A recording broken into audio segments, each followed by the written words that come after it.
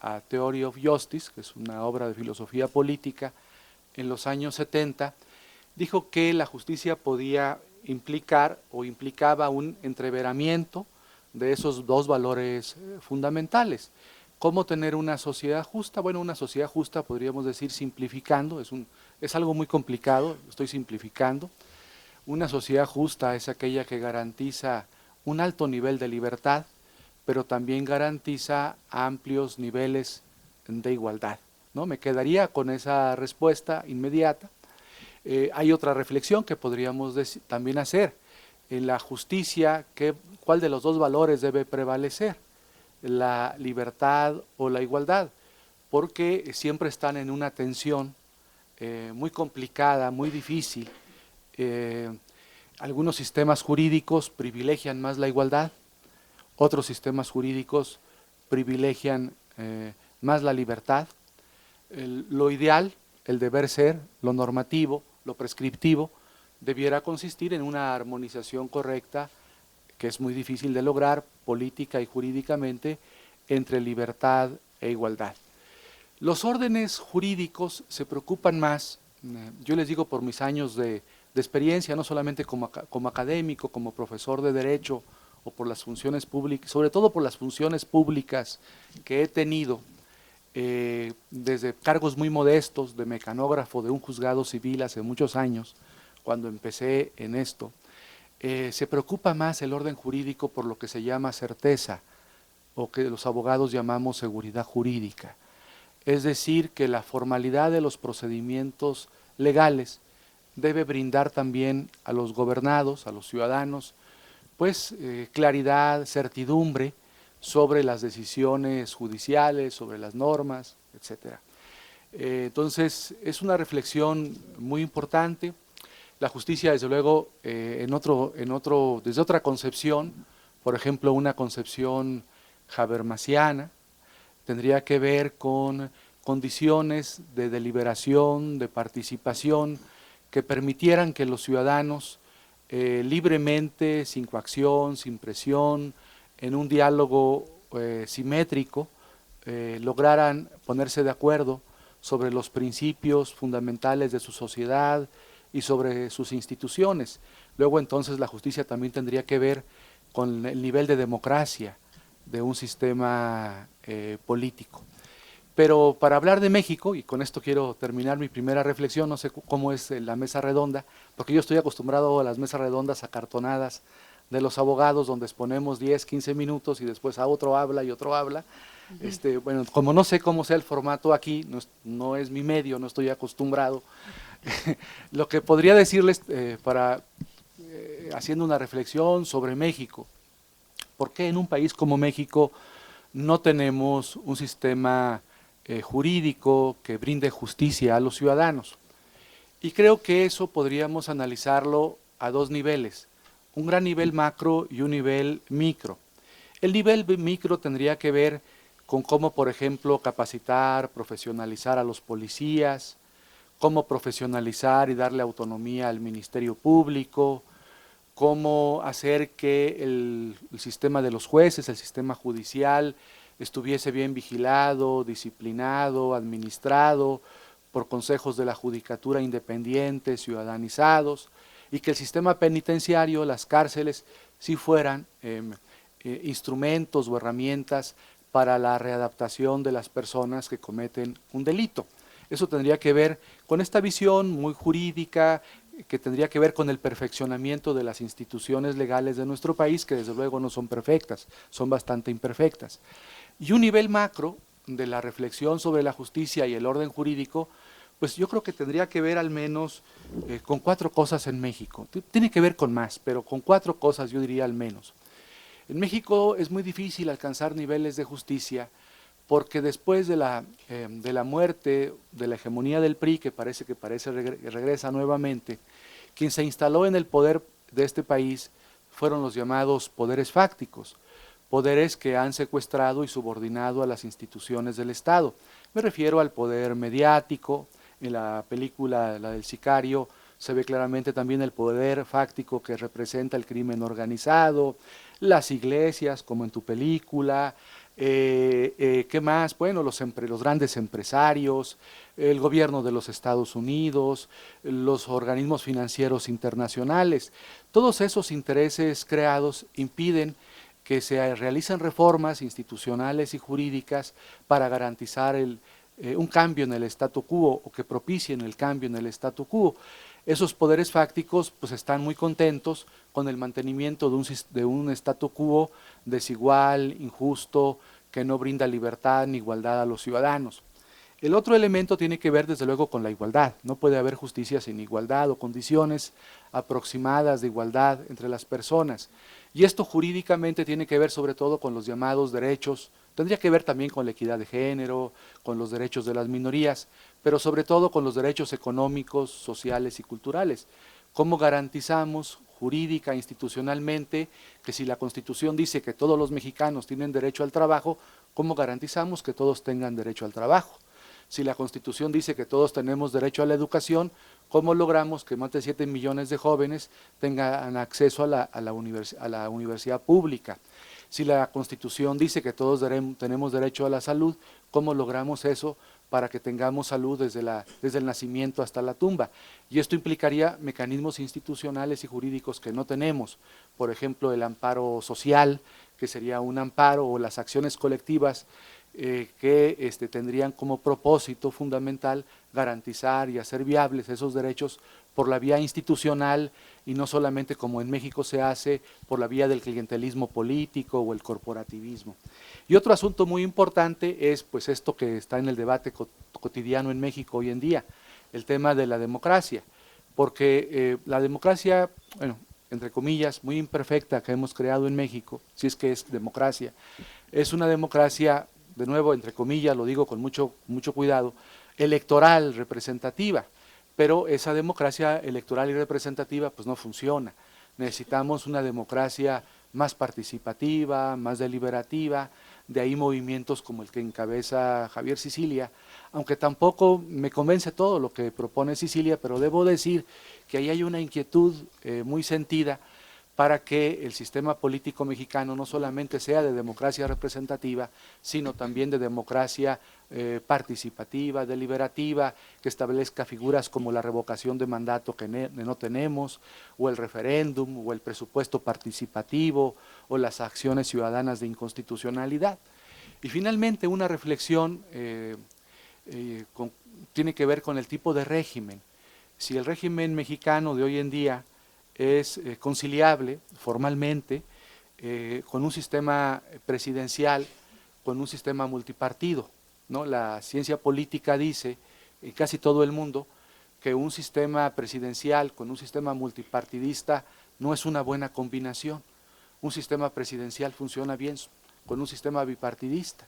Y México, por sus condiciones sociales, pues no puede construir un sistema bipartidista a la fuerza, sería un error jurídico y político hacerlo. Entonces eso implica, esto necesita o esto nos obligaría a modificar nuestro sistema político presidencial formal que está en la Constitución por un sistema parlamentario. Ese sistema parlamentario daría, como dicen los politólogos, creo yo, más niveles de gobernabilidad y también más niveles de democracia. Entonces es mi primera reflexión. Pues, si es, puede ser la única, no lo sé. Muchas gracias. Berardo, yo quisiera preguntarte si la injusticia es algo que tú consideras que los documentalistas tienen que mostrar, si hay un compromiso tácito. Me pusiste complicada, ¿no? Después de esto, voy a votar rápido. No, bueno, yo diría que el documentalista no está obligado a nada, ¿no? O sea, no necesariamente está obligado a hablar sobre temas de justicia o sobre temas sociales. Lo que sucede es que al menos en un país como México, por todo lo que el doctor acaba de expresar, es prácticamente imposible que alguien que se sumerja en lo social, que recorra el país, que es uno de los grandes privilegios que este oficio nos otorga, de poder convivir con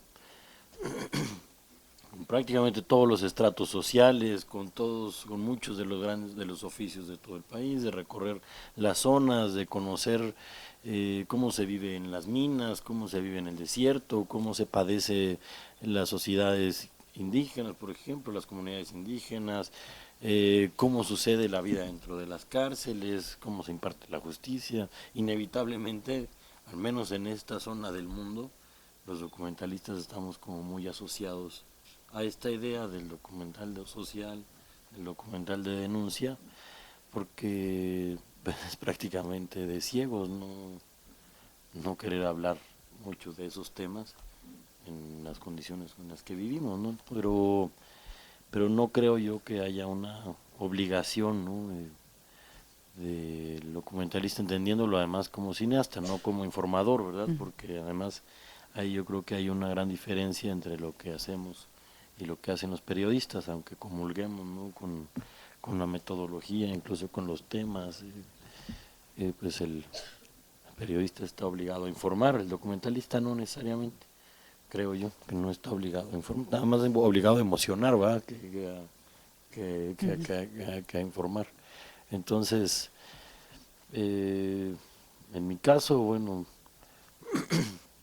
pues tiene que ver con todo eso, ¿no? Yo no me consideraría yo como un abanderado de ninguna causa, ni un promotor necesariamente de la equidad, ni un promotor de la justicia. Yo creo que hay organismos que desayunan, comen y cenan con eso, ¿no? Pero tiene que ver con la mirada que al menos yo tengo, de los lugares que voy conociendo, de las injusticias que veo de cerca, probablemente con gente cercana también, ver las pocas oportunidades, por ejemplo, ahora que hablabas del currículum, ver, por ejemplo, a los compañeros míos egresados de una universidad pública y ver que hoy el mundo está para el ITAM, este país es para el ITAM nada más, no hay nadie más que tenga trabajo más que el ITAM, pues obliga a que uno quiera hablar de eso, ¿no? O sea, como hablaba en la mañana, pues la motivación tiene que ver un poco hasta con la rabia, ¿no? Incluso a veces con el resentimiento, ¿no? Y eso provoca muchas cosas de las que uno quiere hablar. Entonces, o no sé, pues recorrer, por ejemplo, la Mixteca y ver cómo se vive en la Mixteca, hace que obligadamente uno, al menos cuando tiene esta mirada, procure encontrar ahí las historias que se van a contar. Pero por otro lado también es que, y bueno, a veces es una gran contradicción, pero así sucede. El otro día me eché una discusión fuerte con un ONGero en El Salvador que pues que viven de esto. Les diría es que si el mundo fuera justo, ni tú ni yo tuviéramos nada que hacer, ¿verdad? O sea, entonces, si la realidad fuera justa, probablemente no tendríamos de qué hablar, no tendríamos que hacer, ¿no? Y así lo veo, ¿no? También, por otro lado, creo que, al menos por la formación en cinematografía, yo creo que ahí es en donde están los temas, porque ahí suceden cosas, porque ahí se puede establecer vínculo con el otro, y porque ahí se pueden hablar de los grandes temas, a partir de anécdotas o a partir de pequeños detonantes, se pueden hablar de grandes temas, en donde está, por supuesto, englobada la justicia, ¿no? La equidad, los deseos de mejor futuro, lo que todos padecemos, ¿no? Lo padecen hasta los noruegos, ¿no? Pero que finalmente aquí en en estos territorios están estas historias que detonan las posibilidades para hacerlo, ¿no? Algo así es lo que te diría. Sí, porque las películas de ustedes tres son películas que están gritando, son películas que tienen un nivel de denuncia, digamos, muy, muy elevado, ¿no? Entonces el documental ha tenido una tradición de ser un elemento que denuncia, un elemento que se contrapone con los medios y de pronto dices, bueno, ¿qué rol desempeña la denuncia para que me mueva a gritar de esa manera, ¿no? En tu caso, ¿no? Tu película, digamos, tú me imagino que la película que vas a hacer ahora, de Mi vida afuera, tiene que ver con esa película de Mi vida adentro. Entonces, es todavía ese mismo motor, ese seguimiento, te amarra de una manera muy fuerte. ¿Qué, digamos, en tu caso particular, la denuncia, qué rol juega? para ti, tu trabajo? Bueno, hola, buenas tardes. Yo creo, como Everardo, que no hay obligación, ¿no?, de ningún documentalista hablar sobre la desigualdad y sobre la injusticia, pero en mi caso muy particular sí lo es, y sí se convirtió en una necesidad, que platicaba con mis alumnos el otro día, que realmente fue como, para mí se ha vuelto una herramienta. Desde muy pequeña me afecta mucho la desigualdad en el mundo en general, y un poco en la búsqueda de cómo hablar de esto y cómo sentirme provechosa en el mundo y sentir que podía sembrar algo, el documental se convirtió en esa vía. Ahora, la verdad es que un poco los temas, como han venido a mí, han llegado casualmente y han llegado por semillitas que se van sembrando en mí sobre dudas y preguntas que tengo, ¿no? Un poco mi vida adentro era hablar sobre mujeres mexicanas presas en Estados Unidos, y lo que creo que es muy importante es como una idea y como una necesidad de explorar un tema o de contar un tema te puede llevar a encontrarte con este tipo de injusticias en las que se vuelven muy tangibles, en donde cuando ya tenemos a un personaje, ya tenemos, bueno, a una persona que se convierte en personaje en nuestra película, y ya tenemos una historia que contar, se vuelve eso, mucho más tangible, y eso fue lo que a mí me pasó. Me encontré con esta historia, la cual, como dices, ni yo la he podido dejar, ni ella me ha dejado a mí, y me encontré en un punto como muy particular en hablar sobre la justicia que se podía impartir, ya ni siquiera en nuestro país, ¿no? Pero era una justicia que se le estaba impartiendo a una injusticia que se le estaba impartiendo a una mexicana. Entonces, un poco a mí sí me pasa eso. Yo creo que es un poco entre un compromiso y no.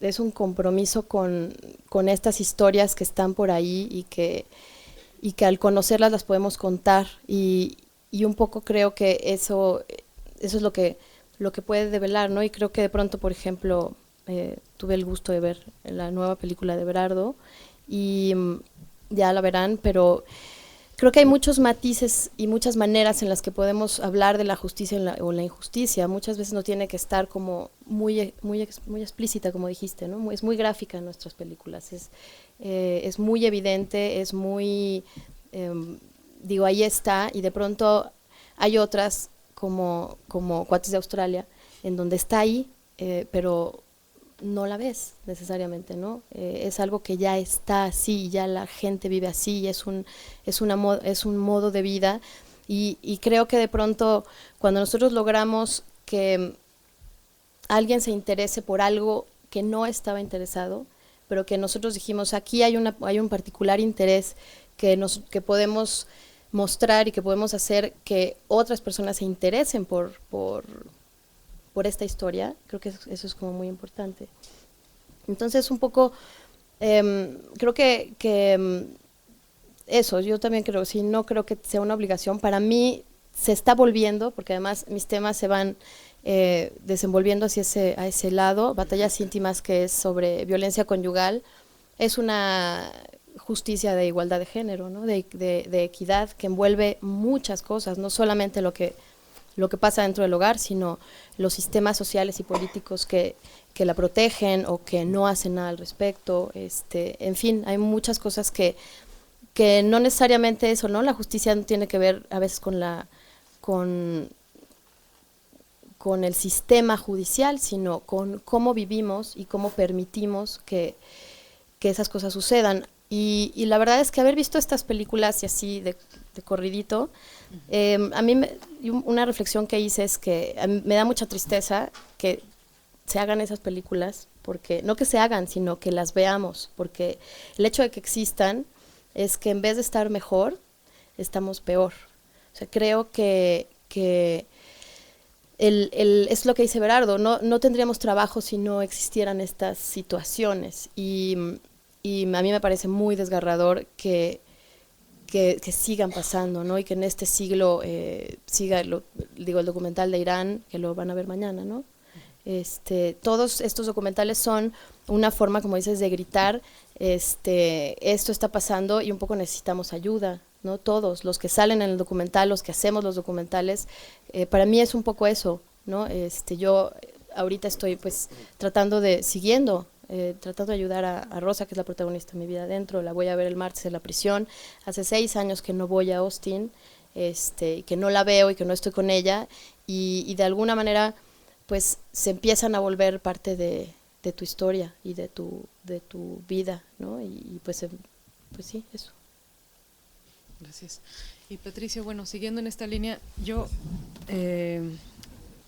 me gustaría preguntarte, ¿qué opinión te merece la frase de que el documental podría contribuir a una reparación de daños, ¿no? O sea, cuando estamos frente a un acto de injusticia social o jurídica o de cualquier tipo, pero particularmente jurídica, se habla de la reparación de daños como una forma de mitigar la pena o el delito o la falta.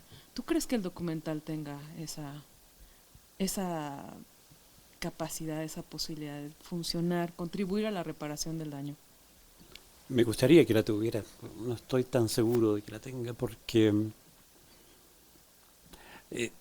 yo decía ayer en la mesa redonda que al documental se le piden muchas cosas, y yo sigo pensando que el documental es antes que nada cine, ¿eh? Cine es una cosa pequeña, dicho sin falsa modestia, yo creo que el cambio, la reparación, el cambio de la sociedad, una sociedad mejor, son responsabilidades de movimientos ciudadanos. Si yo tuviese una preocupación absoluta por la justicia, probablemente sería abogado, como el doctor. Decidí ser cineasta por razones que tienen que ver con el cine.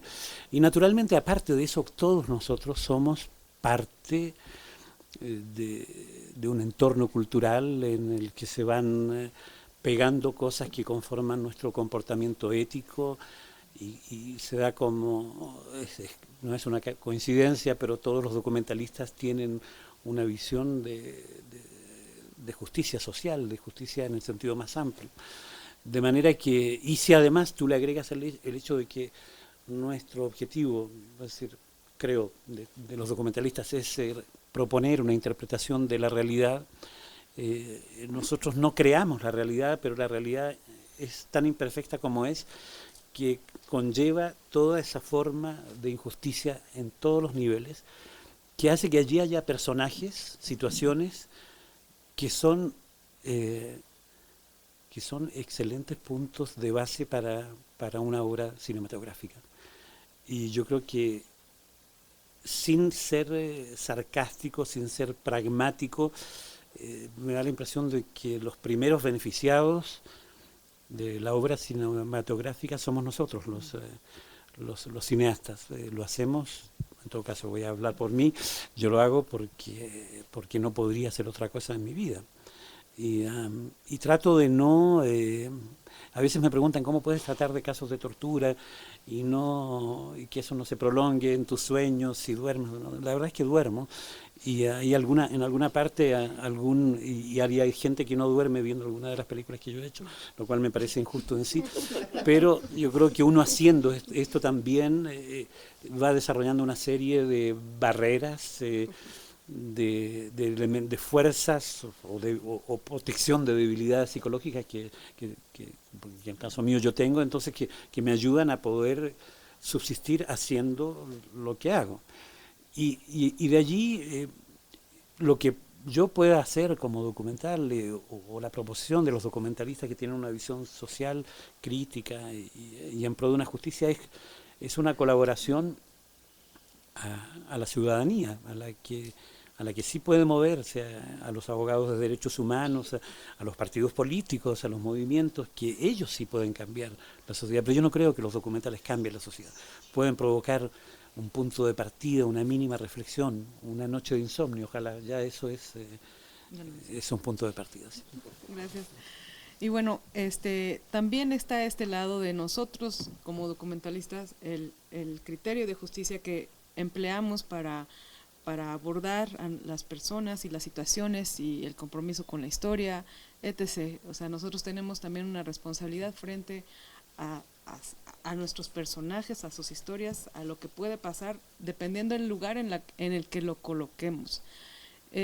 ¿Cuál sería, en su opinión, la responsabilidad que tenemos frente a los personajes para saber si estamos haciendo bien, estamos haciendo mal, en dónde nos tenemos que detener, en qué intersección nos tenemos que detener para saber qué estamos haciendo, ¿no? Si estamos poniendo en riesgo.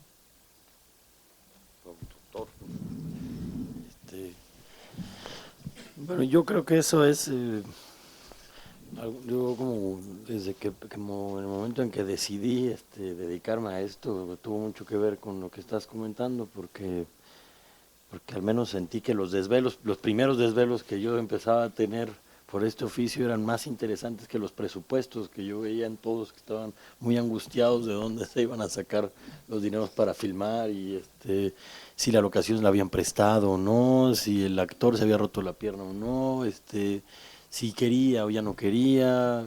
A mí una de las cosas que más me atrajo de esto fueron esos desvelos, justamente del hecho de transgredir la vida del otro y hasta dónde uno tiene o no el permiso, ¿no? Y yo creo que en esa palabra, en el permiso, está la respuesta. O sea, finalmente uno siempre pide permiso de hacer una historia. Y cómo entrar a la casa de alguien, ¿no? Hasta qué habitación vas a llegar, hasta la que te permita el anfitrión, ¿no? O sea, siempre debería pedir permiso. Mira, no sé si siempre, porque además pues no hay documentales que están hechos para la denuncia. Y eso es otra historia. Ahí lo que pondera es la causa, ¿verdad? ¿Por qué estoy haciendo este documental? Porque quiero denunciar esto. Y a veces ahí entra uno en la gran discusión de si el fin justifica los medios y entonces si se vale o no se vale todo con el afán de justificar. Hablábamos ahora en la comida, ¿no? Si el exterminio de un grupo de gente provoca el beneficio de una comunidad, pues yo no sé si sea justo o no, pero hay gobiernos que así lo hacen, ¿va? Exterminan a todo un grupo porque entonces le van a otorgar beneficios a otros, ¿no? No sé si eso es lo que yo podría hacer, por eso es que al menos el cine que yo hago no persigue eso, porque yo no podría personalmente enfrentar ese debate y porque para mí sería un ejercicio de autocensura permanente, ¿no? No porque yo sea una persona muy pudorosa, ¿no? Los que me conocen pues saben que no lo soy, pero sí es algo con lo que yo no podría lidiar, el cuestionarme permanentemente si estoy transgrediendo o no al otro y si lo que me importa es defender y empujar una causa en particular, ¿no? Yo en verdad por eso es que yo diría, como estábamos comentando ahora, que los temas de inequidad y los temas de injusticia son el escenario en donde se desarrollan las historias. A mí me interesan las personas, ¿no? Más allá de cómo se desenvuelven las sociedades. Yo soy una persona que está completamente convencida en que es una utopía pensar que el mundo va a ser justo y que el mundo va a ser igual. Soy una persona que está convencida de eso. Sé que siempre que es un elemento de la condición humana. Es darwiniano el asunto, ¿eh? Yo creo en los darwinianos todavía. Sí creo que así sucede en las sociedades, que siempre habrá eso. No con esto quiero decir que estoy de acuerdo, ¿va? Pero bueno, si uno ve, hoy por ejemplo que estamos horrorizados con la realidad de este país, bastaría leer una novela que les recomiendo a todos, bueno, un libro que se llama El Libro Rojo, que es la historia de México, y ahí nos damos cuenta un poco el batidero de sangre, cómo la plancha del Zócalo está cimentada sobre un batidero de sangre, y lo que hoy vemos no es sino una consecuencia de mucho de nuestra herencia, ¿va? Todos los procesos históricos de este país han estado atascados de sangre, ¿va? Yo creo que eso no va a cambiar, francamente, y por lo que, como decía Lucía, creo que el hecho de que sigamos en estos temas habla de que cada vez va siendo peor, ¿va? No estoy de acuerdo con eso, pero ese es el escenario en donde, como yo, al igual que los que estamos en esta mesa, la materia prima que tenemos es la realidad, y es la realidad, normalmente la realidad que está cercana, pues el escenario está plagado de todo esto que estamos hablando, ¿no? Entonces, bueno, yo procuro que las películas no empujen una causa en donde tengas que transgredir el derecho al otro, el derecho del otro. Y te voy a poner, no hablo como a nivel teórico, voy a poner como un ejemplo muy particular. Yo haciendo una película que se llamó Los Ladrones Viejos, que es la película previa a esta que proyecté hoy, que se llama El Cielo Abierto, tenía una historia extraordinaria de un agente del servicio secreto a quien apodaban el Drácula, que había sido un torturador, había sido un hombre muy corrupto, había sido un gran ejemplo de la semilla de la corrupción que tenemos hoy, en la época de la Dirección Federal de Seguridad, en la época en donde pues no se pedían órdenes de cateo, en donde muy cercano, bueno, a este fascismo que teníamos en México con este traje de democracia, ¿no? Él es un personaje muy oscuro, muy perverso, ¿no? Yo tenía muchas posibilidades de contar su historia, pero yo sentí que lo que tenía que hacer era encontrarlo a él, aunque mi película era sobre un ladrón que había robado a un presidente de la República, Luis Echeverría. Él era un personaje importante en la narrativa, ¿no?, de la historia. Yo recuerdo que bueno, primero estaba esta disyuntiva, ¿no? Bueno, no disyuntiva, este gran problemón que era encontrar a un agente del servicio secreto que había sido secreto, no es que tuviera charola y estas cosas, no había que encontrarlo. Y entonces me acuerdo que otros policías me dijeron, mira, yo sé dónde está más o menos, y su hija y está por acá y vive por acá, pero nunca digas que yo te dije, porque este es un hombre muy complicado y peligroso y no sé qué. Con total que di con su oficina y dejé una tarjeta ahí con mi teléfono y él me habló. Y yo le decía al hombre que estaba haciendo yo la historia del robo a la casa de Luis Echeverría y que en esta película a él se le iba a acusar de tortura, de corrupción y de extorsión, y que quería yo escuchar su versión de la historia. Y yo recuerdo que me dijo, bueno, vamos a vernos, yo siempre hablo de esto de los Sanborns y los Vips cuando se fumaba, que eran como lugares donde se fraguaban muchísimas cosas, ¿no? Ahí ahora ya no, la gente ya no se queda mucho, hasta secuestros y ahí se fraguó el asesinato a Ruiz Macié, me parece que en el de Reforma, en la fragua, exacto, estos cafés donde pasaba todo, ¿no? Bueno, entonces me dice el tipo, te veo en el Sanborns del Metro Chilpancingo, ¿no? Pues uno va con miedo, ¿no? Yo me acuerdo que había conseguido que la jornada me diera una acreditación falsa, porque pues uno tiene que llegar y decir, yo no vengo solo, ¿va? Vengo amparado, que esa es la parte complicada de nosotros, como no dependemos de un medio, pues necesitamos ahí alguien que medio nos ayude, ¿va? Medio nos proteja. Y entonces yo me acuerdo que iba con mucho miedo, porque hasta llevaba yo, he visto películas, pues, ¿no? Una camisa negra y una blanca abajo, para cuando saliera me quitaba la negra. Y yo me acuerdo que llegué ahí al Sanborns y yo no sabía con quién iba a verme, nomás había visto la foto de este bigotón, que por eso lo apodaban el Drácula, ¿no? El pavoroso Drácula, decían los periódicos. Y entonces yo estaba espantado, ¿no? Decía, me va a poner un 4, y veo que una patrulla de judiciales se estaciona afuera y se bajan 3 monos. Y dije, uy, no, viene con ellos. Y no, entraron a ver discos judiciales, ¿no? Y me habla por teléfono, me dice, ¿dónde estás? No, porque así habla, ¿no? ¿Dónde estás? No, aquí, ya llegué, estoy en tal mesa, entonces voy a tal mesa. Y me siento con él y te juro que lo primero que me dijo, ¿sabes por qué fumas? Porque me tiene miedo, puto, me dijo el tipo, ¿no? Y yo pues callado, fumando, la verdad es que sí, pues, sí fumaba, pues. Y entonces, no te quitaba la mirada, ¿no? Es de esta gente que hasta aprende a vender estas cosas, que no te quita los ojos de encima. Y me dice, bueno, ¿qué quieres hacer? Y yo le platiqué que estaba haciendo el caso del Carrizos y que quería hacer la historia.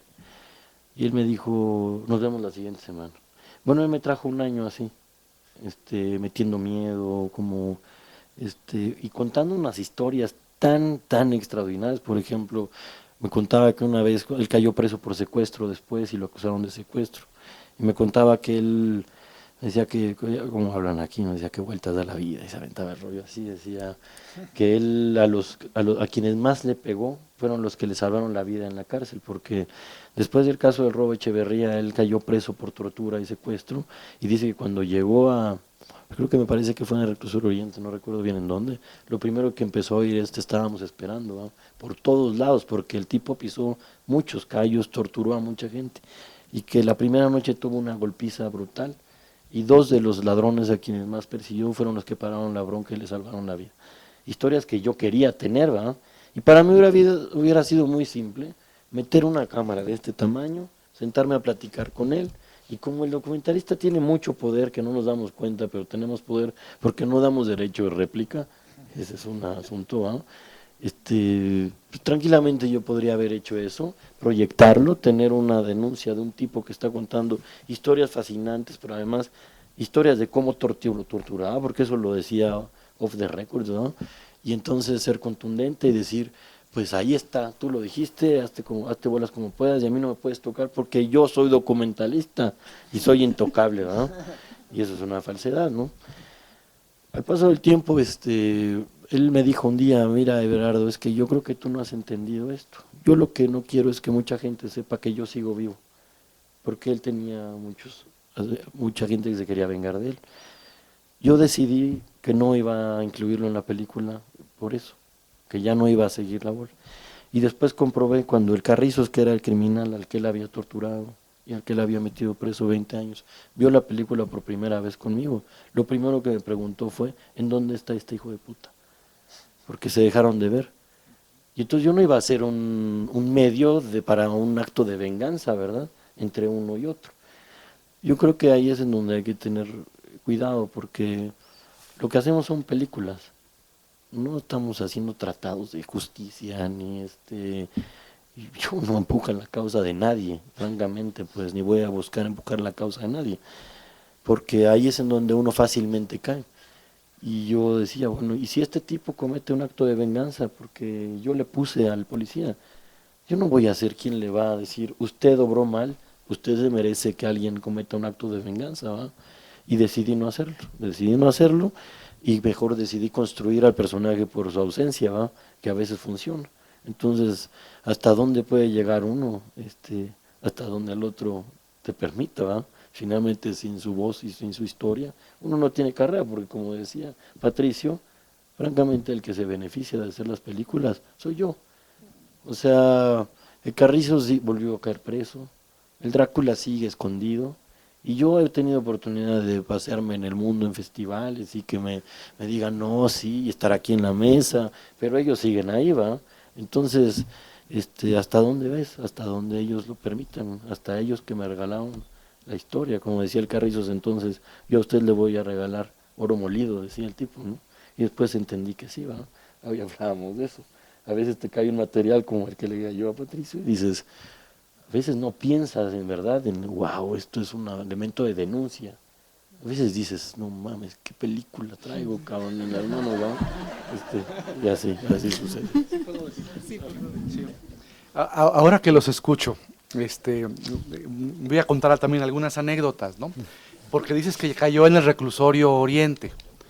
En el DF, de los reclusorios para hombres, tienen fama de los reclusorios más duros, donde llegan los delincuentes con delitos más graves, el reclusorio Oriente y después el reclusorio Norte. Están jerarquizados los reclusorios y también depende del tipo de juez que te toque. Es decir, hay jueces penales que son más laxos, en fin, y hay otros jueces que se caracterizan por atender este tipo de delitos difíciles, ¿no? Secuestro, trata de personas, torturadores, en fin, ¿no? Entonces, los reclusorios indican, ¿no?, hasta la gravedad de los hechos. Luego, otra reflexión. Tú decías, bueno, sí, ahí es una cuestión filosófica. La condición humana, siempre vamos a ser imperfectos, siempre va a haber sociedades injustas. pero tú y yo sabemos, y todos los que estamos aquí en la mesa, que no es lo mismo, a pesar de lo que ocurrió en Noruega, pues el nivel de justicia en Noruega y una sociedad mucho más igualitaria. Tampoco es igual su historia, es cierto. Entonces hay sociedades que son más democráticas que otras, menos democráticas, sociedades más libres, sociedades más igualitarias que otras, sociedades más transparentes. Entonces, a lo mejor la combinación correcta es un darwinismo, pero también sin perder de vista que el contexto histórico o social puede producir sociedades más generosas, ¿no? Que permitan el desarrollo de la felicidad. Yo creo que no da lo mismo la sociedad mexicana autoritaria de los años 50 a 60 a una sociedad que con 56 millones de pobres que tenemos, pues por lo menos hay más condiciones de apertura, no hay censura, hay creadores como ustedes, ¿no? Luego una buena noticia para los creadores. En los códigos penales mexicanos, en el federal hasta 97 y en el DF también creo hasta el 97, estaban previstos los delitos de difamación, calumnias e injurias. Eso ya se derogó, ya no son delitos. Pero depende de dónde hagan el documental. Porque hay... No, depende de dónde hagan el documental. Porque todavía algunos estados de la República conservan esos delitos. Entonces, bueno, siempre sería bueno que antes de hacer el documental se asesoraran con un abogado para ver qué tipos de delitos existen en ese lugar y de qué los podrían acusar, que eso es lo más fuerte desde el punto de vista de las responsabilidades. En el DF, por ejemplo, por lo que pasó si ese señor tuviera querido denunciar, a lo mejor, o demandar, te podría demandar, pero por la responsabilidad civil, ¿no? Estoy seguro que no hubiera querido. No, sí. No te hubiera querido demandar, que es como la historia a esta hora de presunto culpable, ¿no? Lo único que tiene el testigo que queda muy mal parado en el documental, pues es la demanda civil, la reparación del daño, el pago de una indemnización, pues a partir de los beneficios de la película o del documental. Es cierto que la libertad que tiene el creador cinematográfico o literario, pues es muy grande. Si le hacen esa pregunta a un abogado, diría, no, sí hay límites, ¿no? Para la libertad. La dignidad humana, diría alguien, ¿no? O algún defensor, un ONGero de derechos humanos diría, los derechos humanos, no puedes violar la intimidad de las personas. Pero la creación literaria es casi siempre transgresora. Entonces los ámbitos de la libertad son mayores. Yo creo que son puramente morales. Claro, siempre a riesgo de que haya una demanda civil de reparación de daño, pero son mucho más libres esos ámbitos. Luego, finalmente, ustedes dicen que no tienen, que no lo hacen, yo sé que no, que es modestia, que no tienen compromiso social, que no quieren promover la conciencia social, que no ven por el pueblo. Yo creo que sí, porque si no harían otro tipo de documentales. Yo me dieron para venir aquí, que los vi. Yo no soy experto en cine ni en documentales, salvo los que pasan en los cines, ¿no? Vi el de 0.56, Presunto Culpable, algún otro que he visto, pero estos que vi, que fue el de Cielo Abierto, el tuyo, que me gustó mucho, sobre El Salvador, y cómo Monseñor Romero y los curas, ¿no? Progresistas de El Salvador, ante la injusticia, comienzan a elaborar una teología distinta, ¿no? Una teología preferencial o de liberación o cercana a los pobres. O documental de Pinochet, por ejemplo, la muerte de Pinochet, ¿no? Cómo el autoritarismo se niega a desaparecer hasta simbólicamente. O de You Don't Like the Truth, los 4 días en Guantánamo. O los fragmentos de la revolución, el fraude electoral en Irán, o el del sicario. O sea, todos me parecen documentales de denuncia que sí, desde luego, reflejan un compromiso con la realidad, con sus países, con sus contextos históricos, con la sociedad. Si no, ustedes serían pues cineastas como otros, ¿no? Que se dedican a ganar dinero con cosas fáciles. Entonces, si hay un compromiso, yo no digo que no les interese ganar dinero. A todos nos interesa ganar dinero porque es necesario, pero sí hay un compromiso evidente en estos documentales. Lucha, lucha, lucha, lucha. Bueno, a mí lo que me pasa con los personajes es si llega a ser un compromiso, porque digo también, y entiendo un poco, y es mi vida adentro y los ladrones viajaron juntos mucho tiempo, crecieron juntos, acabaron juntos, y de alguna manera sí hay una diferencia entre los personajes de Berardo y mis personajes, ¿no? Creo que de pronto cuando tú tienes empatía por tus personajes es distinta la relación que puedes tener con ellos. A mí me pesa, esto que dice Berardo, me pesa bastante el asunto de que efectivamente nosotros somos los más beneficiados, porque una historia, un drama, una tragedia para alguien se convierte en un logro profesional para uno. De pronto pensar que mi película, por el final dramático que tuvo, tuvo muchas más oportunidades de alguna forma, o tuvo más impacto, o logró ser un poco más de denuncia sobre el caso de esta mujer, para mí sí se volvió, y no por una cosa nada más de conciencia, sino para mí sí era muy importante seguir manteniendo contacto con mis personajes. Y efectivamente, porque nosotros estamos aquí hablando y comiendo y vamos y venimos y festejamos, y mi protagonista sigue presa, ¿no? Y su madre sigue esperando a que la hija salga de la cárcel.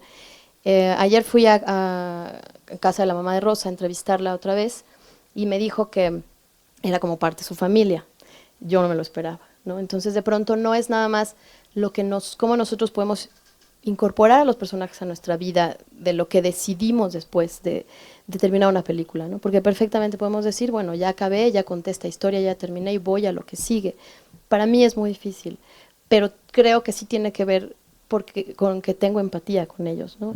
Y digo, y lo vuelvo a decir, digo, han sido muchos años y sí se vuelve una relación en donde hay una relación de confianza. Ella me cuenta cosas a mí que ni siquiera le cuenta cosas, que no le cuenta a los abogados.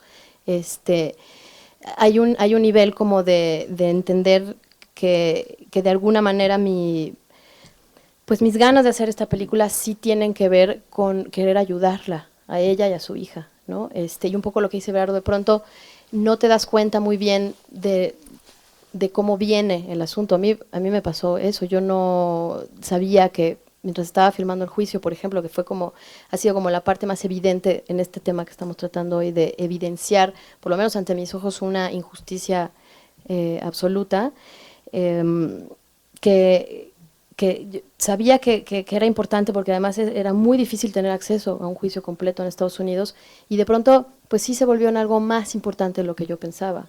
Creo que es muy importante, creo que es, no sé, creo que de pronto podemos hablar de humildad y puede ser complicado, pero creo que nosotros, por lo menos yo creo que tengo que tener humildad ante mis personajes, ante la historia, ante el material, ante los riesgos, ante lo que contamos, y también está la otra parte en donde pues los personajes con los que no somos empáticos, ¿no? En mi película, la fiscal, que es como la mala de la película, yo por ejemplo, traté de darle voz, traté de hacerle una entrevista, ella no quiso, entonces no hubo como para mí una oportunidad de demostrar que a mí me interesaba que ella expusiera su punto de vista. Entonces, pues lo expuse un poco conforme la fui conociendo durante el juicio. Entonces, bueno, no sé, a mí sí me parece importante. El momento en el que me tope con un personaje con el que no tengo empatía, con el que no quiero volver a topármelo después de filmar, las cosas cambiarán. Pero hasta ahora he trabajado con pues sí, ¿no? Con personas que sí creo que es importante seguir manteniendo una relación, que ya se vuelve una relación mucho más fraternal, ya no es nada más una relación de trabajo. Patricio, ¿qué se vale, qué no se vale para ti? ¿En qué? Para ti, tus personajes, ¿hasta qué punto se vale exponerlos, ponerlos en evidencia, ponerlos en una situación de riesgo, de vulnerabilidad? ¿En dónde tú te detienes? Yo creo que cuando uno entra en el tipo de documental en que hay personajes, porque hay otros en que necesariamente no hay, en que hay un aproximamiento y es necesario el establecimiento de una confianza, me parece que es necesario establecer una forma de contrato. una forma de contrato clarísima. Yo estoy allí como documentalista para hacer esto. Y la persona que colabora en el documental espera algo también de ese documental, que puede ser coincidente o no con lo que tú quieres hacer. Pero yo creo que esas expectativas que cada uno tenemos tienen que ser explicadas claramente. No es que yo quiera transformar eso en una forma, no hablo de un contrato mercantilismo, ni siquiera escrito, creo que es una cuestión. La complicidad se establece cuando alguien... Si nosotros no obligamos a un personaje a participar en un documental. Generalmente, si el personaje acepta, y a mí siempre me fascina saber por qué la gente nos abre sus puertas, por qué nos cuentan cosas increíbles. A mí me han contado cosas que yo no diría jamás a nadie. Y siempre, a veces me atrevo a preguntar al final de la filmación por qué, y siempre hay una explicación brillante de la gente. Pero eso significa que ellos tienen, el personaje con el cual estamos trabajando está participando, sabe lo que es una película. No hay una relación en que, nosotros somos los profesionales y estamos aquí arriba y ustedes están allá abajo y bueno, ustedes vamos a hacer una bonita película con ustedes. No, ellos tienen una idea también de qué es lo que va a ser la película. A mí siempre he creído, conversando con los personajes, que si ellos están allí es porque ellos quieren pasar una parte, un mensaje, una imagen, un pensamiento, una reflexión, y está muy bien, porque si no tuviéramos eso, perderíamos una materia prima fundamental. Si ese tipo, el torturador, hubiese aceptado trabajar contigo, habría sido extraordinario para tu documental, pero la única manera, escuchándote decía, la única manera es que él hubiera entendido que participando él iba a sacar algo que a él le convenía. Y es importante, a mí sí me ha tocado trabajar, pedirle a gente con la cual no tengo ninguna simpatía que participe en un documental. En el caso, yo hice 2 documentales sobre Chile en que me pasó eso. Un documental que es el último día de Salvador Allende, el día del golpe de Estado. Y para mí era fundamental reconstituir la cronología de ese día con toda la gente que pudiese haber estado en relación con lo que estaba pasando en el Palacio de la Moneda y con el presidente. Pero eso también significaba que en algún momento entraron los militares al Palacio Presidencial una vez que ya lo habían destruido y descubrieron el cadáver del presidente. Y entonces necesitaba un testimonio del otro lado. Y se me puso en la cabeza con el equipo de investigación que me ayudó en Chile que necesitaba al general Palacios, que era el general a cargo de los blindados que se tomaron la moneda ese día. Y pasó algo muy extraño. Estábamos filmando un día en un cementerio y él llamó por teléfono a un periodista que estaba colaborando conmigo, su celular, y el periodista me dice, mira, acepta, pero dice que quiere dinero. Y mi primera reacción dije, no. Pero mi segunda reacción muy rápida dije, mira, dile que lo vamos a llamar.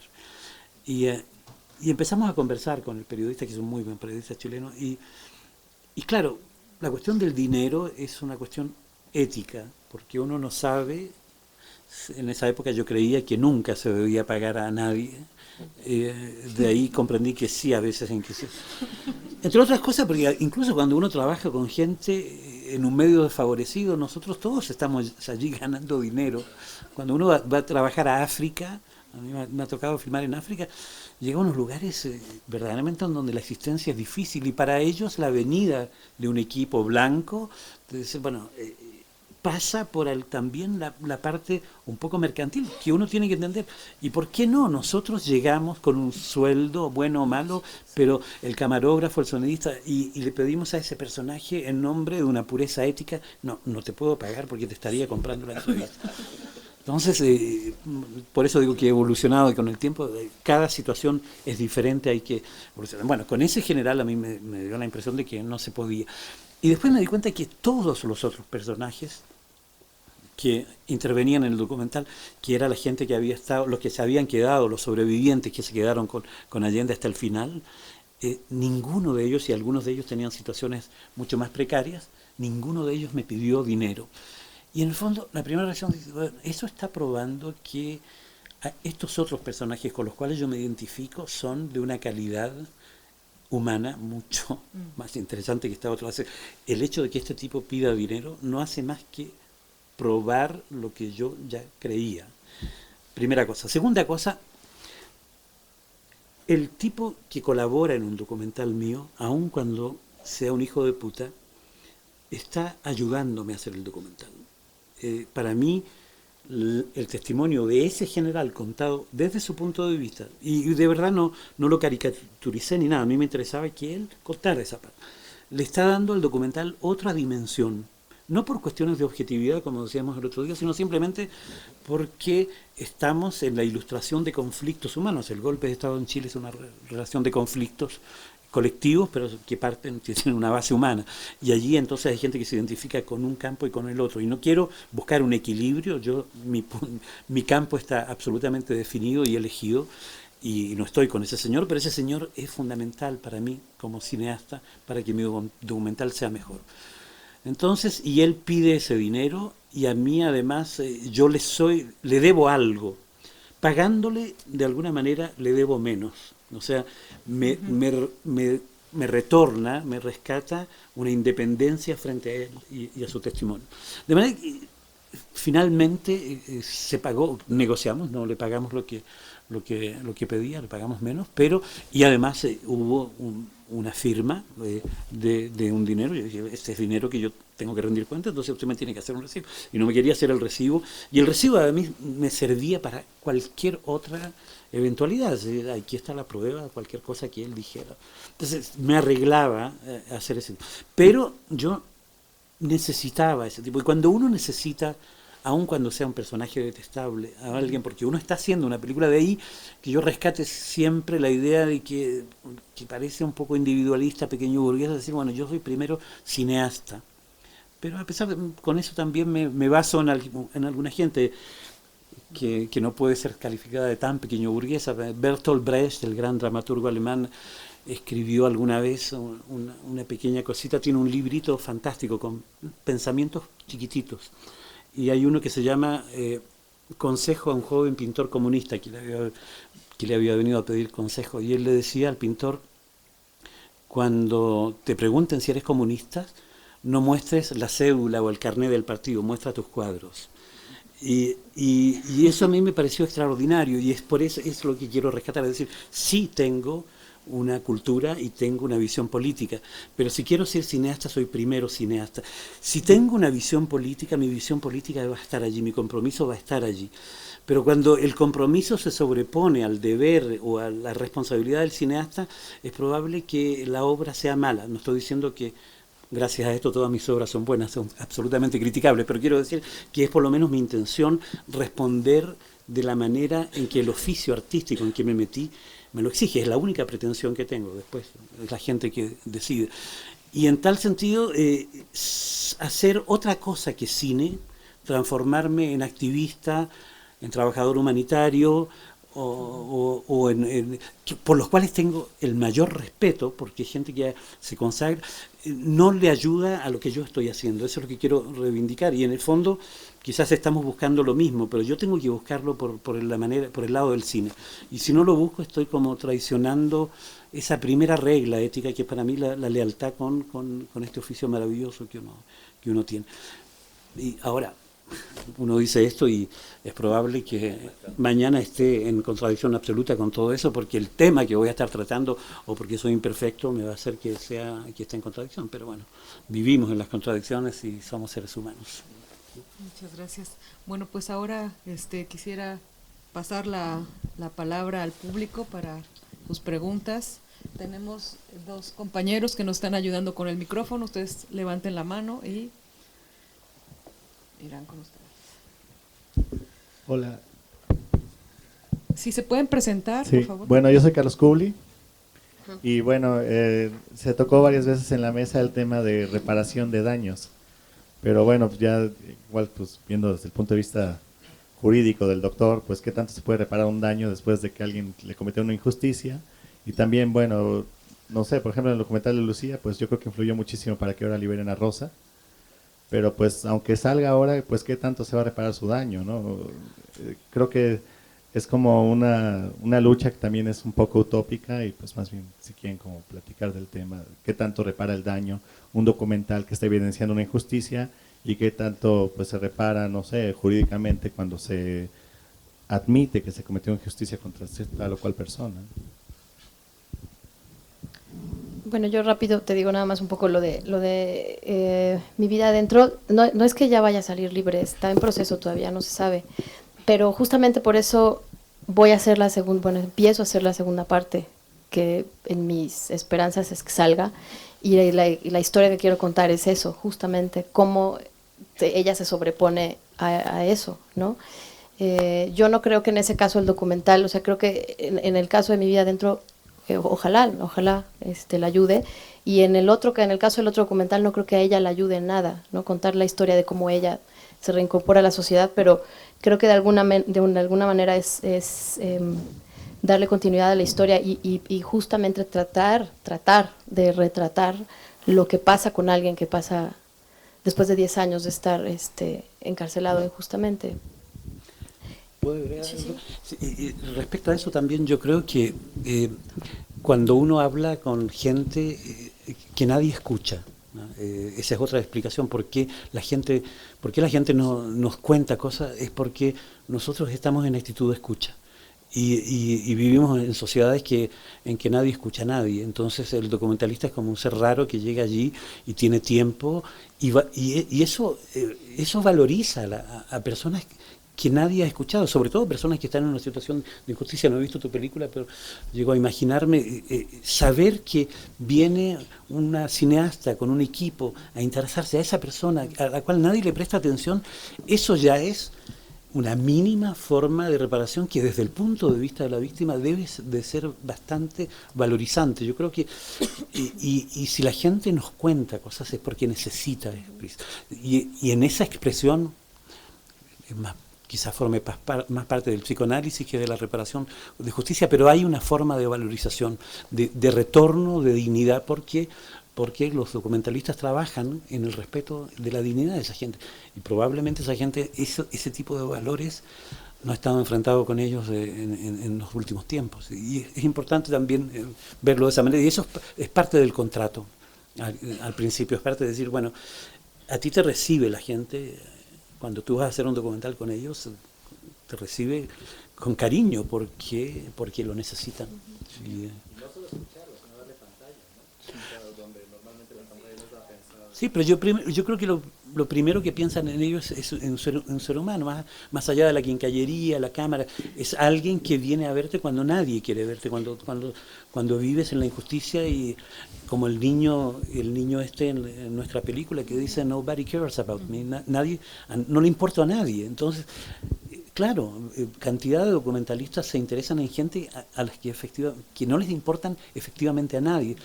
Y cuando tú llegas rompes esa apatía. Eso debe tener un valor extraordinario para la gente, yo creo. Sí, desde el punto de vista legal, las primeras, por ejemplo, penas, si se acuerdan ustedes de Vigilar y Castigar de Foucault, las penas en el sistema penal, la primera finalidad era venganza, ¿no? Era una venganza o de particulares o del Estado. Después está la idea de reparación, que consiste generalmente en una reparación económica. Por ejemplo, en materia civil, si yo te debo un dinero y no te lo pago a tiempo, tú me puedes demandar en los tribunales, y si los tribunales actúan bien, imparcialmente, con eficiencia, con eficacia, al cabo de un tiempo, pues yo tendría que pagarte lo que me prestaste, más un interés por lo que tú perdiste durante esos meses. Entonces la idea de reparación sí está presente en el sistema jurídico y también para hacer justicia. Antes decían volver las cosas, por ejemplo, la ley de amparo mexicana, que es muy mala, pero dice, hay un artículo maravilloso, el artículo 80, que dice que la sentencia de amparo volverá las cosas al estado que guardaban antes del agravio, antes del daño causado. Otro fin del sistema jurídico, sí, es muy difícil, ¿no? Es muy difícil, pero es una forma radical de hablar de la reparación, volver las cosas al estado que tenían. A veces eso no es posible, Por ejemplo, en la Suprema Corte, cuando en un juicio de amparo no se puede cumplir, existe lo que se llama el cumplimiento sustituto. O sea, no, la autoridad dice, no puedo cumplir porque pues ya se murió, está desaparecido y no lo encuentran, entonces hay que indemnizar, etcétera. Pero siempre está la idea de reparar. Teorías penales más modernas hablan no solamente de la reparación, sino de la reconciliación social, de la reconciliación entre el agraviado y el que realizó el agravio. Y eso pues pasa por lo que ustedes dicen, contar la historia, hacerlo visible. En estos documentales algunas veces ustedes son como psicoanalistas o como una suerte de curas, ¿no? Como confesores. Y bueno, la finalidad última del sistema penal, cuando se le pone a un delincuente una sanción condenatoria, se supone, dice el artículo 18 de la Constitución mexicana, que es la readaptación. Sabemos que eso nunca se cumple, pero eso lo dice la Constitución, que debe readaptar, que debe rehabilitar a la persona. Esas deben ser las finalidades de la pena. Ahora déjenme brevemente decirles que sí, que siempre hay, sí, desde luego la reparación nunca es completa. Y vamos a hablar de un caso, bueno, de dos casos muy actuales. Si ayer vieron o hoy las noticias, el Grupo de Sicilia está pidiendo una ley de víctimas que no existe en México, porque cuando hay un desaparecido o alguien es víctima en esta guerra absurda contra el narcotráfico, pierde la vida o se lesiona, pues lo que hace falta es que se indemnice. Pero a veces el que cometió el daño, el que cometió el delito, el que cometió la irregularidad o la falta, no puede cubrirla. Entonces tendría que indemnizar el Estado. Y eso ya tiene fundamento en la Constitución, aunque la ley secundaria, la ley que sigue después de la Constitución, no lo ha desarrollado. Se llama responsabilidad civil objetiva. O sea, directamente se le puede decir al Estado, me causó el daño, no puede pagarme, no puede indemnizarme. Tu Estado, indemnízame, ¿no? Entonces, están pidiendo una ley de víctimas. Y luego hay casos terribles, como el caso de Rosendo Radilla, que también es un caso de medios. Rosendo Radilla fue una persona que desapareció en México en 1974 y que su familia durante años, durante décadas, primero ante las instancias legales nacionales, ante tribunales nacionales, demandó justicia, que apareciera la indemnización. Los tribunales mexicanos nunca le dieron la razón a la familia de Rosendo Radilla. La familia de Rosendo Radilla fue a la Comisión Interamericana de Derechos Humanos. En fin, para no hacerles el cuento largo, el tema llegó a la Corte Interamericana de Derechos Humanos y le dijo la Corte Interamericana de Derechos Humanos al Estado mexicano, tienes que reparar y tienes que cambiar cosas en tu sistema jurídico. Entonces la familia de Rosendo Radilla, más allá de que en algún momento le darán alguna indemnización por la desaparición de su familiar, lo más importante que se logró con ese caso va a ser, bueno, todavía está pendiente porque los militares mexicanos se oponen, a una reforma al Código Penal Militar, que yo pronto considero que se tendrá que dar, sobre todo porque hubo hace unos días una sentencia muy importante de la Suprema Corte para acotar, para ponerle límites al fuero militar. Entonces, imagínense ese caso de Rosendo Radilla, la familia que luchó durante tantos años, pues va a lograr un cambio sustancial en el sistema legal del país, una reforma al Código de Justicia Militar, un nuevo criterio de la Suprema Corte, porque además el criterio de la Corte no solamente fue para que se modifique el Código de Justicia Militar y acotar el fuero de los militares, sino la sentencia también fue para permitir algo que es absurdo, que en México no existía, para que todos los jueces del país y las autoridades, sobre todo jueces estatales y autoridades administrativas, puedan interpretar la ley y los reglamentos secundarios desde la Constitución. Eso significa desde los derechos humanos y la democracia. O sea, es un cambio bien importante a nivel institucional.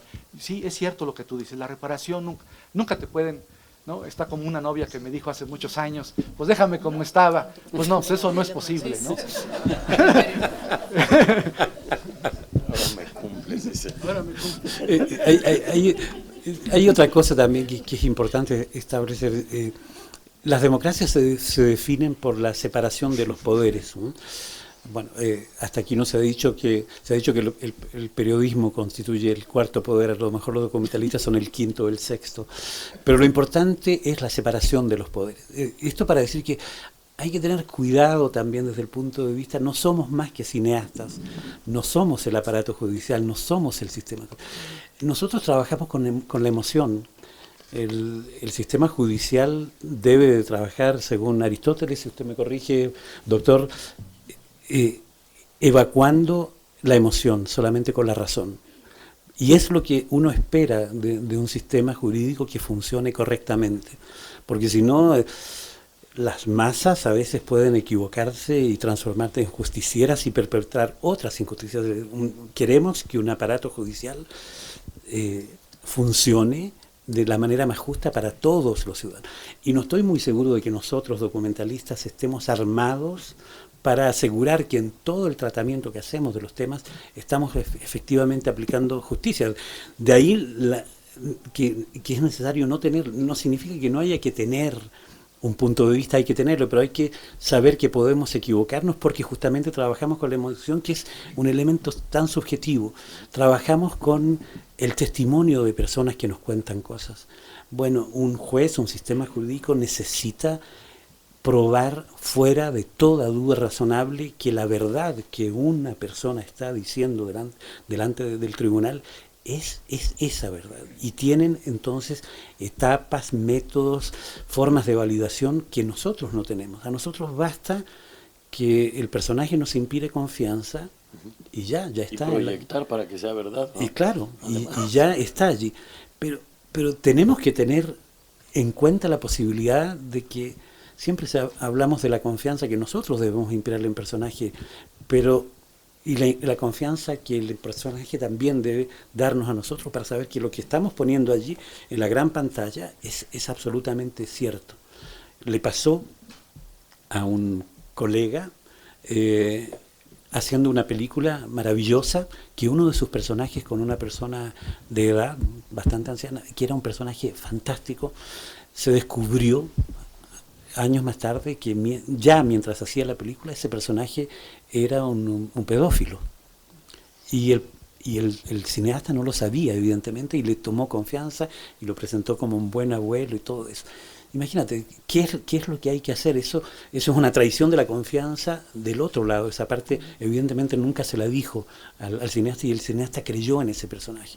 De ahí que es importante que no nos sustituyamos tampoco. O sea, es evidente que los aparatos de justicia son imperfectos en casi todos los países. Hay algunos que son mejores que otros, pero ciertamente están en algunos países mejor equipados que nosotros para definir y establecer justicia. Nosotros no somos jueces, yo creo.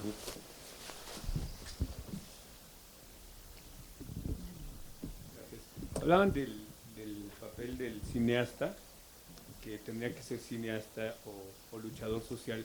No necesariamente, ¿no? Yo creo que también se podría, ¿no? Amalgamar muy bien, ¿no? Y de hecho se hace, ¿no? En un sentido. Por otro lado, me llama la atención, yo en la mañana le proponía a Everardo esto de las segundas partes, ¿no? Y él se quedaba reflexionando y decía, no está mal, ¿no? Ahora la pregunta sería, ¿por qué hacer una segunda parte en función de la visión del cineasta de un documental que casi no hay segundas partes, ¿no? Así que yo recuerdo. Sería interesante que nos explicaras un poco. Es decir, final de cuentas el personaje va a pasar, o tú esperas que pase algo, que lo liberen y de ahí agarrar una historia. Y si no pasara eso, ¿podría seguir la segunda parte? No, si no pasa eso, no. Y por último, no sé si en algún momento del documental la mamá del niño se acercó a querer participar o a interpelarte, o tú no la abordaste en algún momento. Bueno, si ella no sale libre, para mí en este momento no habría una segunda parte. Tendrían que ser años de esperar, ¿no? Si no pasa nada ahorita y no pasa nada en un par de años, bueno, pues, y no hay manera de que salga, pues habría que esperarse hasta los 20 y 25 años que le faltan para la próxima audiencia. Entonces, lo tengo completamente consciente. Ahorita, digo, no es que diga, yo no puedo decir ahorita tengo ya una película. Estoy en un proceso y estoy filmando un proceso porque no sé qué va a pasar. Y para mí es importante tener ese proceso por si pasa algo. era algo que no tenía muy, la verdad no lo pensaba, cuando terminé mi vida adentro no pensaba en hacer una segunda parte, porque no pensaba que fuera a tener ella esta oportunidad tan rápido, y ahora se presentó, y básicamente lo que estoy haciendo ahorita es tener un registro de lo que está sucediendo, para poder, en todo caso, hacer una película después. No sé qué va a pasar. Tampoco sabía qué iba a pasar con ella cuando la conocí y la entrevisté por primera vez. No sabía que iba a entrar al juicio, no sabía que le iban a sentenciar, no sabía. Y creo que el haber estado antes de que pasara el proceso del juicio benefició la historia. Entonces, estoy siendo un poco previsora y estoy tratando de seguirla, ¿no? Y es un poco lo que decía, yo pensé que ya se había acabado para mí el continuar con esta historia en el asunto del cine, pero pues no, otra vez estoy ahí. Y digo, no, es que no todo el mundo ha visto la película, entonces si quieres después platicamos tú y yo sobre lo de la mamá.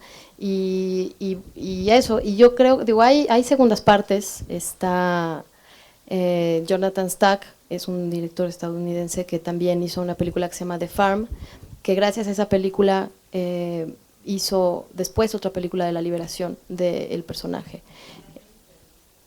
Sarah Minter también hizo 20 años después. Creo que de pronto resulta interesante seguir a los personajes, ¿no? Depende mucho, yo creo que sí depende en qué tanto uno quede atrapado en la historia.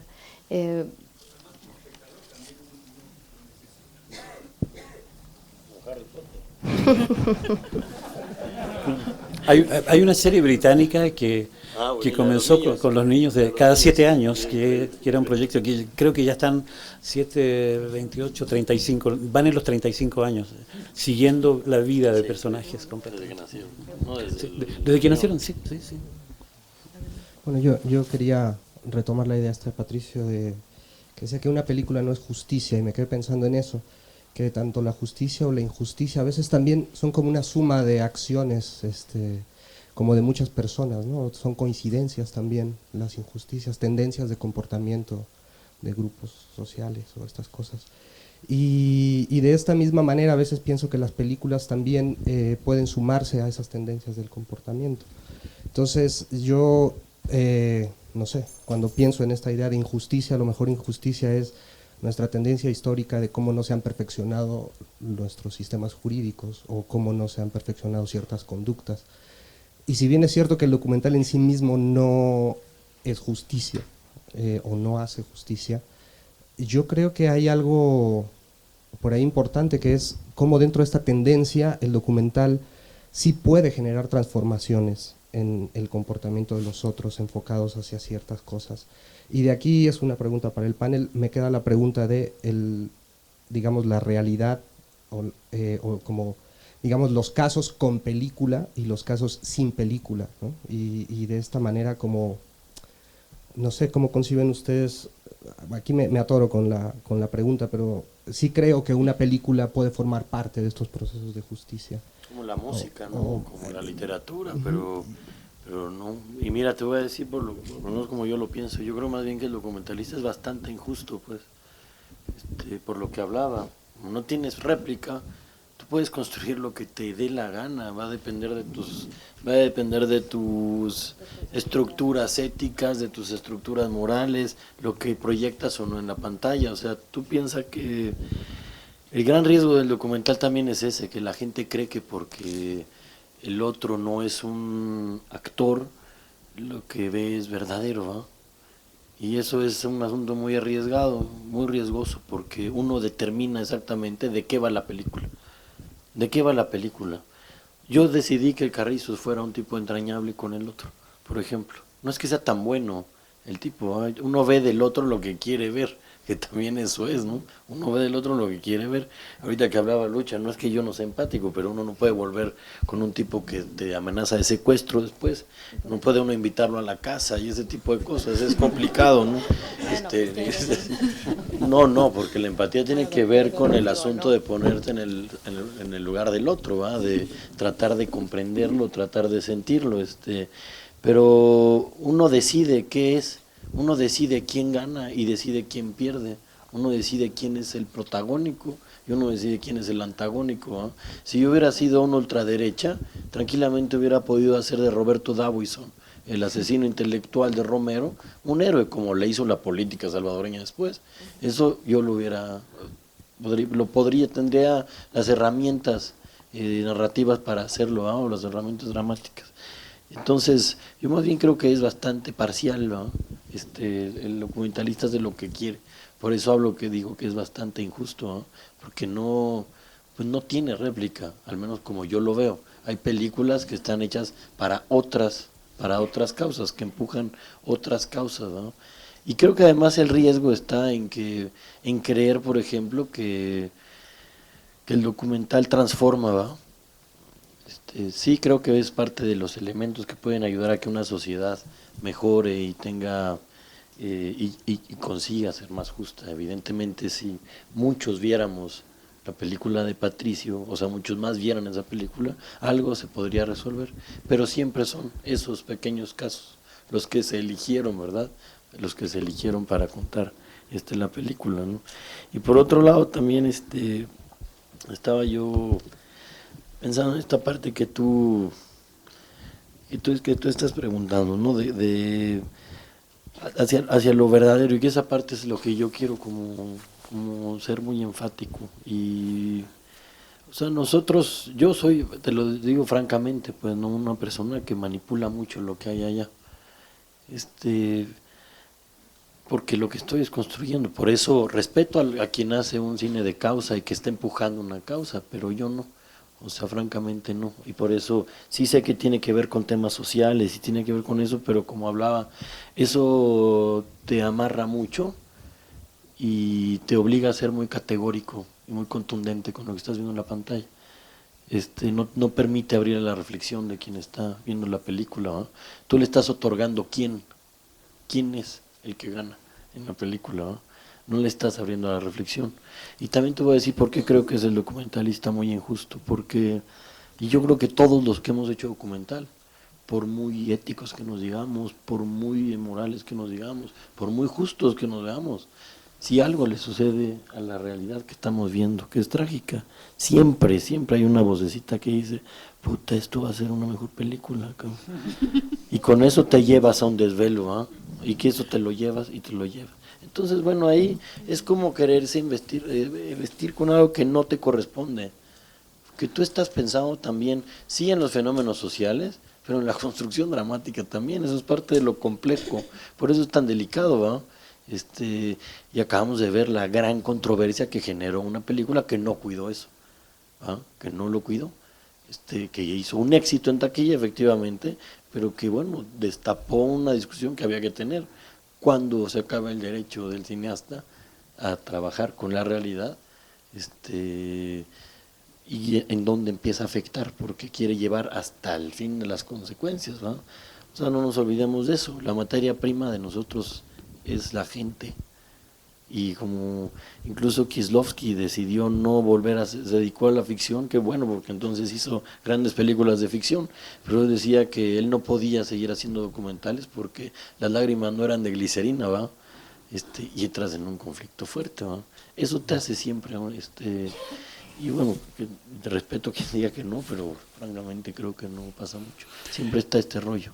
Yo creo que nosotros participamos en el debate, y eso sí hay que asumirlo y hay que reivindicarlo como una libertad de expresión. Pero hasta ahí llegamos y colaboramos y lanzamos algo. Ahora, lo que decimos, probablemente creemos, si somos honestos, que es cierto, que vale la pena ser avanzado, pero no tenemos siempre la posibilidad de asegurar a 100% que sí estamos avanzando una verdad fuera de toda duda. Y eso es importante. Y si además nos transformáramos en eso, tendríamos que aceptar que en algún momento los tribunales de justicia utilizaran nuestros materiales. Yo me sentiría muy mal, hasta aquí no me ha pasado, una sola vez me pasó que la policía, era un documental en que había un personaje que alguien había reconocido como probablemente un criminal y me pidieron que les diera la dirección. y yo me negué a dar la dirección ni a mostrar mi material. Felizmente no llegó a una corte porque la policía podría haber ido a un tribunal y decir, mire, necesitamos que usted le dé una orden. Los periodistas viven mucho eso y los periodistas defienden, a veces defienden la fuente, aun cuando la fuente sea absolutamente un personaje detestable y que debería ser condenado, porque el rol del periodista, yo creo que en eso sí, aquí sí hay un paralelo entre documentalistas y periodistas. El rol nuestro no es, nosotros no trabajamos para la policía ni para el aparato judicial, y esos son poderes que están bien definidos y son autónomos y debieran poder actuar con las herramientas que tienen, que no son las del documentalista. Porque como él no quiso poner, como Everardo no quiso correr con la responsabilidad de que a ese torturador lo mataran porque estaba en su política. Imagínate, esa es la responsabilidad que nosotros debemos asumir. Después, ¿no? Es un broncón, ¿no? Claro, eso, y es normal, ahí estamos solos y vamos a estar solos a tomar ese tipo de decisiones. De ahí que no podemos ser, nos interesa la justicia, pero no podemos ser, yo creo, justicieros. Y es cierto, porque a veces las verdades populares pueden cometer injusticia. La historia está llena. No hay que olvidarse que el nazismo fue elegido democráticamente. Y fue filmado además. Sí, y filmado. Sí. Quería hablar el doctor. Sí, muy breve por esto que del valor jurídico de un documental o de una película y de lo que decían del secreto del creador.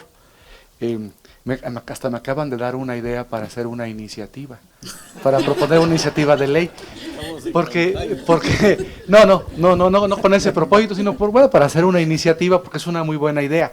Es verdad que en muchas constituciones, por ejemplo los periodistas, ustedes lo dijeron, están protegidos constitucionalmente y no tienen obligación de declarar la fuente que les dio esa información. De hecho, la Comisión Nacional de Derechos Humanos de México en varias recomendaciones ha protegido la fuente de los periodistas. Entonces también habría que proteger la fuente de los cineastas, de los documentalistas, y habría que proponer una reforma a la ley de cinematografía. Es la iniciativa que me están dando la idea de hacer. Adelante. Para proteger la fuente de creación documental o cinematográfica. Y luego la otra cosa muy interesante, no sé, cuando tú dijiste, Everardo, del documental exitoso en taquilla, te referías al de Presunto Culpable. Fíjense qué curioso, ese documental de Presunto Culpable, pues sí tuvo un gran impacto en la sociedad, como cualquier documental que es visto por muchas personas. Pero si ustedes van a la ley, los códigos dicen, los códigos de procedimientos, que los documentales, las películas, las notas periodísticas, así dice la ley, tienen un valor indiciario. La ley procesal distingue pruebas que tienen valor probatorio pleno. Por ejemplo, un acta de nacimiento o un documento público, en principio, a menos de que se demuestre la falsedad, tiene un valor probatorio pleno. Pero en cambio una película o un documental tiene solamente un valor indiciario. Entonces se puede ofrecer en juicio, sí puede ser una prueba, pero no tiene un valor pleno de prueba. Para que tenga un valor probatorio pleno, tendría que adminicularse, así dicen los abogados, con otras pruebas y después de lo que las valorara el juez, darle valor probatorio pleno. Pero por sí mismo, ese documental de Presunto Culpable no tiene valor probatorio pleno. Tan no lo tuvo, no sé si ustedes siguieron la nota en los periódicos, que el juez que dictó la famosa resolución, ese juez que se veía muy mal, claro, se veía peor la fiscal, la gente del Ministerio Público, la que dijo lo hago porque es mi chamba, ¿no? Ese juez tenía, los jueces en el DF tienen que ser ratificados cada 6 años por el Consejo de la Judicatura. Y el Consejo de la Judicatura volvió a ratificar a ese juez, ¿no? Yo creo que muchos, hasta yo mismo, como abogado, que después de haber visto el documental, digo, ese juez no debió haber sido ratificado. Claro, yo sé que los procedimientos del Consejo de la Judicatura del DF son muy malos porque yo trabajé ahí, sé que son muy malos. Pero seguramente el documental con todas sus imperfecciones y con todas las injusticias que pudo haber cometido, lo que sí, además de provocar un debate público en la sociedad, yo estoy convencido de que en próximos años tendría que haber un cambio en la forma de evaluar los jueces en México, porque ese documental sirvió para eso. los estamos evaluando mal, no les exigimos cuentas, su trabajo no es transparente. Entonces seguramente va a haber ahí, no sé, en 2, 3 años, 4 años, una reforma al Consejo de la Judicatura para buscar métodos distintos de evaluación y de ratificación de los jueces.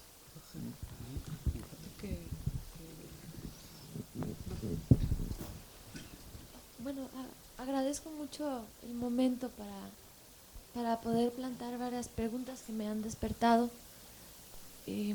Primero, quería abordar un poco el tema del lenguaje porque, pues sí, me preocupa mucho, ¿no? Pienso que es la primera trampa del poder para justificarse y para que la palabra justicia esté vacía de contenido, ¿no? Yo creo que el escenario, el lenguaje que se nos plantea, esta estructura principal del poder, tiene que romperse desde cómo nosotros usamos las propias palabras. Estamos viviendo la utopía de estos poderosos, ¿no? De los que tienen el poder de decir quién es justo y quién no, de los que tienen el poder de darle peso a estas palabras. Entonces sí pienso que la primera estrategia para romper con estas palabras que están en nuestra contra en este momento es resignificarlas. Cuando vi el documental de Guantánamo, me preguntaba por qué a esta persona se le trataba todo el tiempo con esta objetividad, esta supuesta objetividad, esta subjetividad, y por qué no se inventaba una palabra que se le tratara como sujeto, ¿no? ¿Por qué no existía la palabra subjetividad? ¿Por qué en el escenario de la justicia, en la que, por ejemplo, usted es un actor, un personaje, digamos, tiene un papel, un peso, no existe esta palabra? Porque se nos trata como objetos. Y pienso que la respuesta es que si se nos trata como objetos es muy fácil decidir, ¿no? Es muy fácil juzgar a alguien a partir de distanciarnos, de que sentimos, de que ese juez está sintiendo, de que en primer lugar la justicia es una consecuencia, no creo que haya alguien justo, ¿no? Es más bien una consecuencia, o la violencia es una consecuencia. Entonces sí pienso que el problema es que el lenguaje en el que se nos somete, en el que se nos está imponiendo, resulta absolutamente insostenible y es insuficiente para lo que nos sucede. Entonces sí pienso que, no sé, me gustaría preguntarles a ustedes como autores, ¿no? Y no sé, o sea, tampoco pienso que haya como una respuesta así fácil sobre este lenguaje que nos tenemos, creo que inventar a nosotros los artistas, y los artistas como una actitud que todo el tiempo proponemos o que estamos proponiendo una realidad, ¿no? Y cualquier persona puede ser un artista, por eso tenemos esta libertad de proponer. Ana, entonces sí pienso que… Ana, por favor, dinos la pregunta.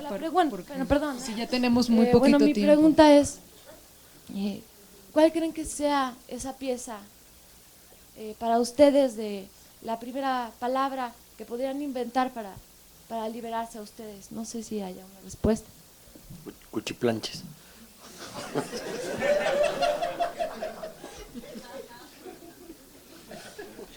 Lo que pasa es que, bueno, tocas un problema. El lenguaje no es la garantía de una comunicación perfecta, ¿no? Podemos hablar el mismo idioma, decir algo y entender otra cosa. Eso es parte de la incomunicación. De hecho, hay un tema de justicia. La intervención que hice recién parecía a lo mejor decir que hay que tenerle confianza a los tribunales. No quiero decir eso. Yo creo que los tribunales tienen un rol y hay que respetarlo, pero es posible que los tribunales y el sistema jurídico se equivoquen. y si les interesa algo, porque es un trabajo sobre un lenguaje, no sé si el libro existe en español, pero hay un libro escrito por un periodista francés que se llama en francés Le Pullover Rouge, el pullover rojo, que es la historia de la última condena a muerte en Francia en 1976, que es un muchacho que fue condenado a muerte y ejecutado en el 76 por un crimen que ahora, hace muy poco tiempo atrás, se probó que él no había cometido. Y una de las pruebas contra él era ese pullover rojo que estaba en un auto. Ahora, lo interesante es que es un trabajo sobre el lenguaje que hace el periodista, porque él retoma la investigación judicial que llevó a la condena y va a entrevistar él a todas las personas que sirvieron como testigos para la condena. Y él, transcribiendo palabra por palabra los testimonios de esas personas, llega a una conclusión completamente diferente.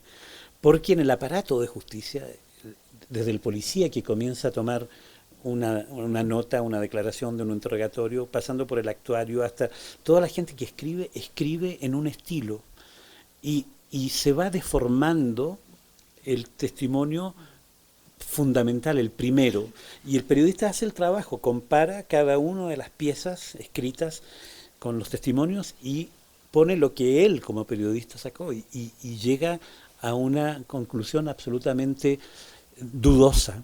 No es en absoluto cierto que este hombre haya sido el asesino. Él escribió el libro mucho antes de que se probara por otros medios científicos que él no era el asesino. Lo escribió muy poco después de la condena a muerte. Y es extraordinario verlo, porque también es algo que nosotros como documentalistas que trabajamos con el lenguaje tenemos que tener en cuenta como un elemento peligroso. El lenguaje es traicionero. Hablando en el mismo idioma, a veces podemos entender algo completamente diferente. Llegamos allí porque tenemos una idea, como el policía en nuestra película. Él quiere saber esa verdad, es la única que le interesa. Pero salgamos de esa policía, pongámonos en nuestro rol, y a veces nosotros nos hacemos un guión, un escenario, y llegamos a escuchar a alguien y quizás nuestra capacidad de escucha esté limitada por lo que queremos escuchar. Entonces es terriblemente frágil, No hablo más porque mañana no voy a tener que decir. Y pues bueno, también desafortunadamente se nos ha acabado el tiempo. Esto no se acaba hasta que se acaba. Pero bueno, les agradecemos a todos ustedes y a nuestros panelistas, por favor, un fuerte aplauso.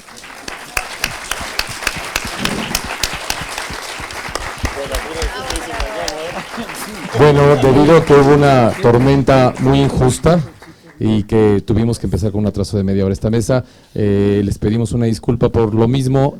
Bueno, no una disculpa, no se las puede pedir la naturaleza, pero por el atraso que incluso, como ustedes supieron, hubo un accidente, se cayó una lona y se destrozó la pieza artística que se estaba realizando en el patio de esta escuela. Decidimos recorrer y no cortar la discusión, la reflexión, que pensamos que es lo más importante en este encuentro, y recorrimos media hora la proyección de Sicario. Tenemos ahora 5 minutos y vamos en 5 minutos a empezar con la función de Sicario, con la proyección de Sicario.